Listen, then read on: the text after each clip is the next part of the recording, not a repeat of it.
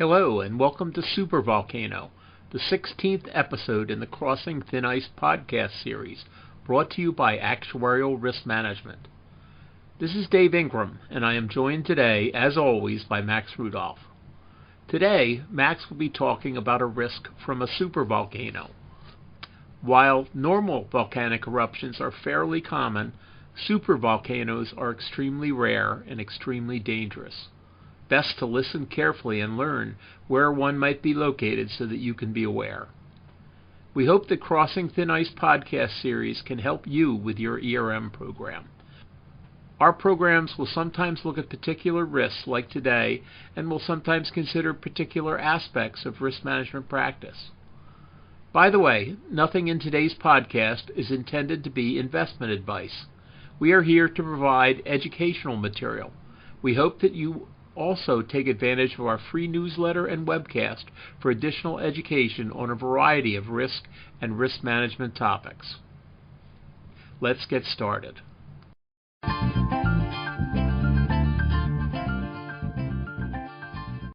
A series of earthquakes felt in South Carolina or Yellowstone, called a swarm, are reminders that dormant risks can return, but typically have few global implications. A different type of seismic event, the supervolcano, would be much more impactful. There are two types of supervolcanoes.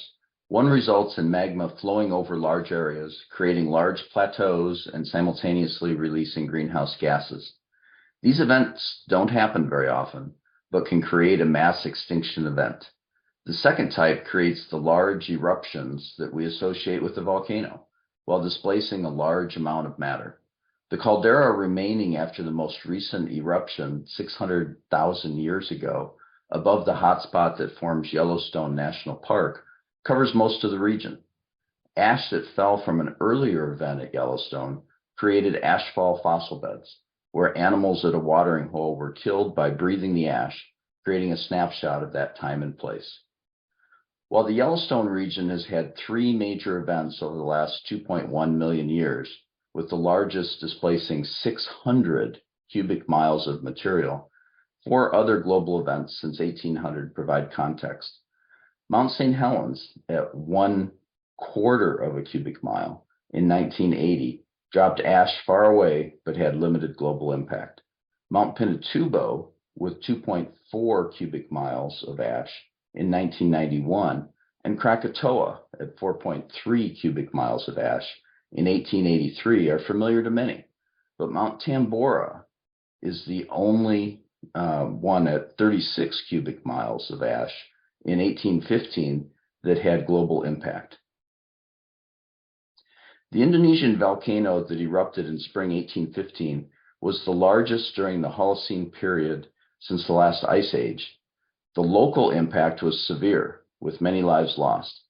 Sulfate aerosols released by the series of eruptions spread widely after entering the stratosphere. This reflected the sun's energy and light, dropping temperatures an additional 1 degree Celsius during a period from about 1810, where the natural cycle also led to lower temperatures. This created the year without a summer, as crop failures and famine led to mass migration in Europe and America. 6 new states were rapidly added to the United States as people moved west towards Illinois and Mississippi.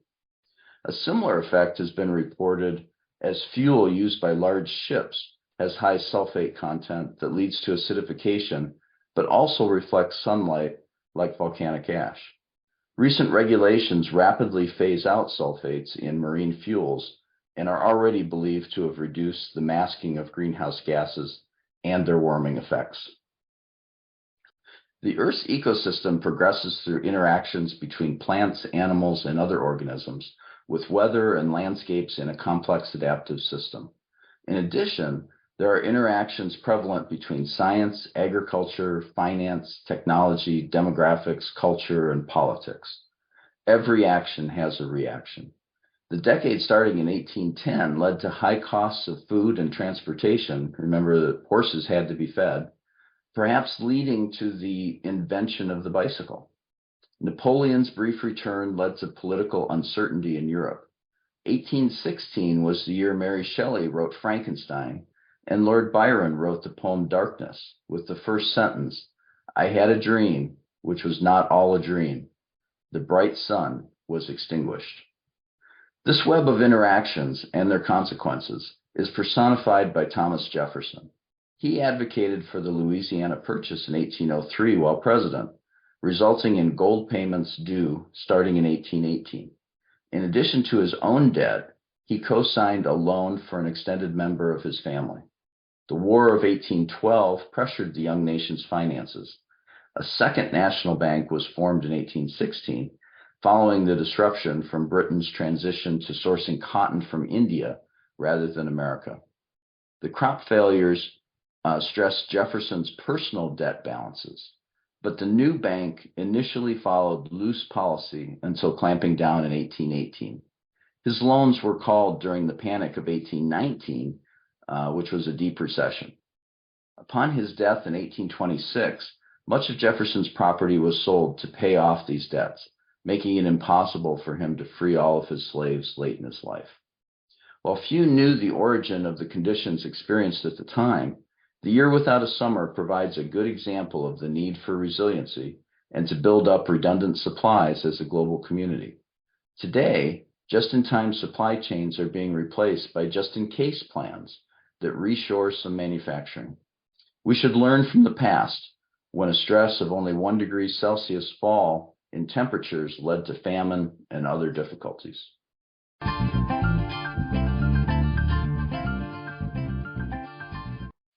Before we move on to part 2 of today's podcast, we want to tell you about the ARM Actuarial Data and Modeling Institute that supports a wide variety of actuarial tasks. The ARM Data and Modeling Institute provides insurers a modern solution to their actuarial modeling needs. Backed by ARM's network of highly experienced consultants, the ARM DMI supports clients in all modeling applications, including statutory and GAAP reporting, capital management, product development, business planning, M&A, IFRS 17, LDTI, PBR, actuarial systems implementation, and conversion. ARM has licensed software from 2 of the globe's most widely used actuarial software packages, FIS's Profit and Moody's Axis. We also use our own easily customized PAARS software, which is fast, cloud-based, and uses a modern data science architecture. The ARM DMI platforms make a great solution: efficient, cloud-based platforms, cost-effective offshore data scientists, and a deep bench of senior actuaries. You should explore how your business can benefit from the latest actuarial modeling technology. ARM will work with you every step of the way to provide you with reporting, capital management, product development, and business planning actuarial modeling expertise. Contact ARM today. Now, back to our podcast.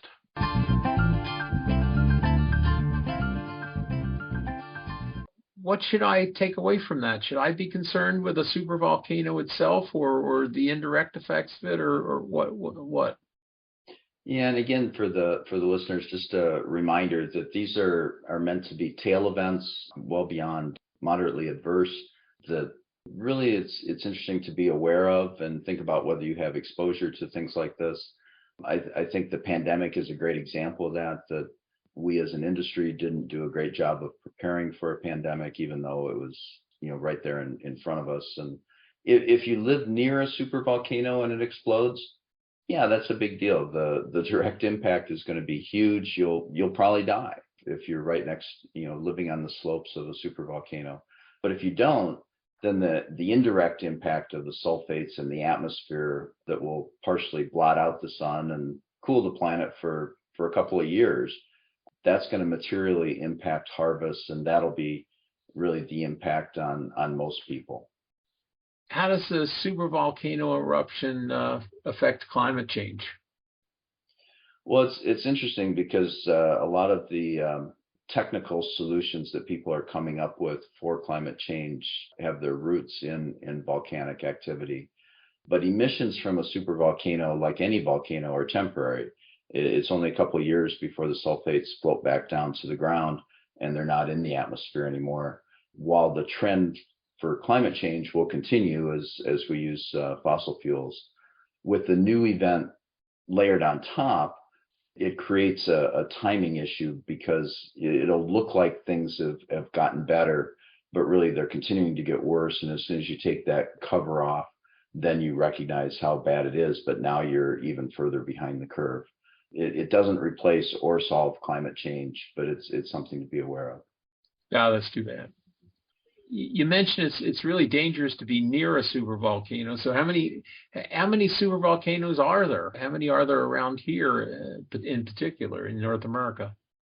Depends on who is counting. They use a logarithmic scale based on how much material would come out of a volcano. That's similar to the Richter scale. So 8 is 10 times as bad as a 7 type of a thing. And so it depends on who's counting. Some will say 6, some will say 12 or 20. I'm sure there's all kinds of different metrics out there. If you look at just the 6, there's 2 within the United States in North America. One, and it's interesting because they're both tied to or near national parks. Yellowstone is known as a caldera and a very big one that's gone off 3 times in the last 2 million years.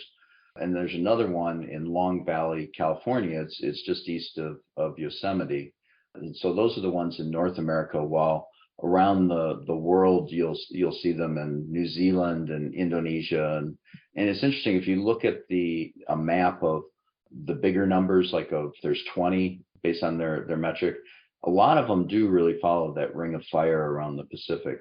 That goes like a circle through Asia down into Australia and then back up South America and North America. But that doesn't mean that there aren't also supervolcanoes in Africa or Europe or China. So if I want to plan for after the supervolcano eruption, should I be expecting a mass extinction, Max? No, but that's a good question to ask. The 5 previous mass extinctions that the Earth has experienced have often coincided with these long periods of basaltic volcanic eruptions. And these are different than supervolcanoes, but you've got over hundreds of thousands of years lava flows out of these fissures, releasing carbon, making the oceans acidic and warming the planet. For example, there are Siberian traps that opened up that created enough lava to cover the United States 1 kilometer deep. Which is just incredible, the amount of lava to do that. There was another event in India that wasn't quite as much lava, but these are big major events to create the mass extinctions. Yeah, sounds like it. You talked in your article about the year without a summer. How much did the temperature actually drop there that caused that? Yeah, as I described in the article, Mount Tambora in Indonesia erupted in 1815 and the sulfates entered the atmosphere.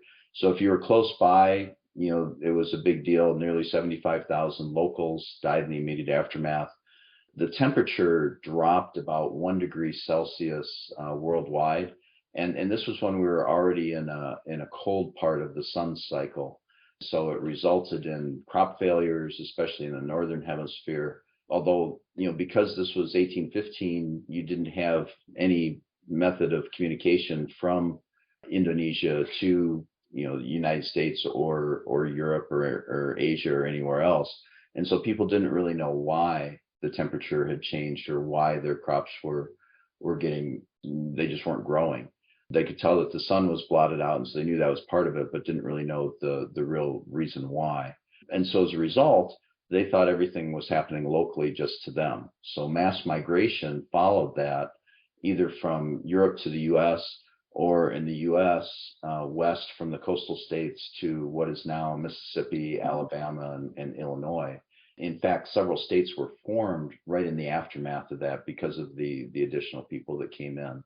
I think there's lessons to carry over to today through climate change, especially from a mass migration standpoint, that there's mass migration could be what they call a threat multiplier, something that it's actually causing all kinds of other things to interact and create things within our models that need to be thought about. So it's going to be one of the major issues of this century. So now we know a little bit more about super volcanoes. Thanks, Max. So what do we do with that knowledge? How could this impact and ensure? Well, on a smaller scale, the eruption that covered Pompeii, most people are familiar with that, but it had 4 to 6 meters of ash. Mount Vesuvius is still there. It's still active. It's likely to recur. It's a threat to Naples, Italy, and the surrounding region today. And some even consider the area a small supervolcano. For insurers, a small eruption like Mount St. Helens, which puts it in context if we're calling that a small eruption, can be covered using various forms of reinsurance and geographic diversification. But you get a large eruption like a supervolcano, it's really not insurable. The devastation would be total locally and very extensive due to the indirect impacts elsewhere. It really is a systemic risk. Well, thanks, Max.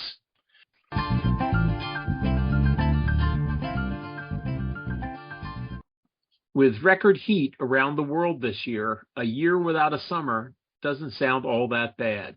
But believe me, it would be an extreme disaster. We do not depend on agriculture for as much of our economy now as we did 200 years ago, but we do depend on agriculture for all of our food. And much of the world is not rich enough to simply spend their way out of the resulting food shortages. We hope that you've enjoyed this episode of Crossing Thin Ice presented by Actuarial Risk Management.